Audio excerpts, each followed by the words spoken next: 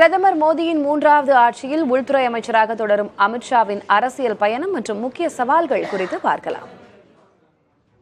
நாட்டின் மிகவும் முக்கியத்துவம் வாய்ந்த துறைகளில் ஒன்று உள்துறை.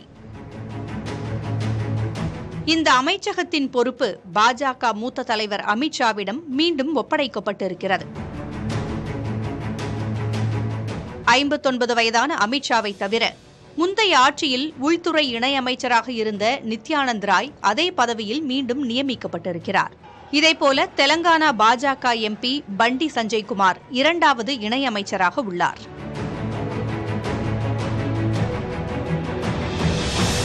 மோடியின் மூன்றாவது ஆட்சியில் அமித்ஷாவுக்கும் மத்திய அரசிற்கும் மிகப்பெரிய சவால் காத்திருக்கிறது என்றே சொல்லலாம்.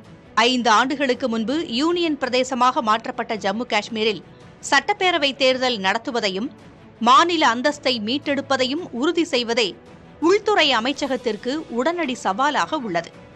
மற்றொரு சவால் புதிய குற்றவியல் திருத்தச் சட்டங்களை அமல்படுத்துவதில் உள்ளது. ஐபிசி எனப்படும் இந்திய குற்றவியல் சட்டத்திற்கு மாற்றாக பாரதிய நியாய சன்ஹிதா, சிஆர்பிசி எனப்படும் இந்திய குற்றவியல் நடைமுறை சட்டத்திற்கு பதிலாக பாரதிய நாகரிக் சுரக்ஷா மற்றும் ஐஇசி எனப்படும் இந்திய சாட்சிகள் சட்டத்திற்கு பதிலாக பாரதிய சாட்சியா என மாற்றப்பட உள்ளன. இதற்கு எதிர்க்கட்சிகள் மத்தியில் கடும் எதிர்ப்பு இருக்கும் நிலையில் ஜூலை 1ஆம் தேதி முதல் திருத்தச் சட்டங்கள் நடைமுறைக்கு வரவுள்ளன. பிரதமர் மோடியின் முதல் ஆட்சியில் அமித்ஷா பாஜக தலைவராக இருந்தார்.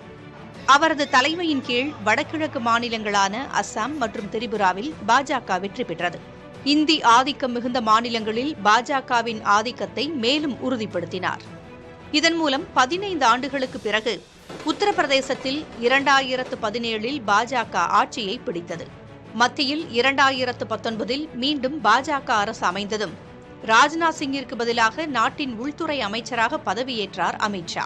பொறுப்பேற்ற முதல் சில மாதங்களில் ஜம்மு காஷ்மீருக்கு சிறப்பு அந்தஸ்து வழங்கிய 370வது சட்டப்பிரிவை ரத்து செய்வதற்கான திருத்தத்தை கொண்டு வந்து எதிர்க்கட்சிகளை திக்குமுக்காடச் செய்தார். குடியுரிமை சட்ட திருத்தத்திலும் அமித்ஷா முக்கிய பங்கு வகித்தார். பிரதமர் நரேந்திர மோடிக்கு அடுத்தபடியாக நாடாளுமன்றத்தில் பாஜகவின் குரலாக ஒலித்தார். இன்னும் ஒரு வருடம் உள்துறை அமைச்சராக அமித்ஷா நீடித்தால் நாட்டில் மிக நீண்ட காலம் அந்த பதவியில் இருந்தவர் என்ற பெருமையை பெறுவார். காங்கிரஸ் கட்சியின் கோவிந்த் பல்லப் பந்த் மற்றும் பாஜகவின் எல்கே அத்வானி ஆகியோர் 6 ஆண்டுகள் மத்திய உள்துறை அமைச்சராக இருந்துள்ளனர். புதிய தலைமுறைக்காக GS பாலமுருகன்.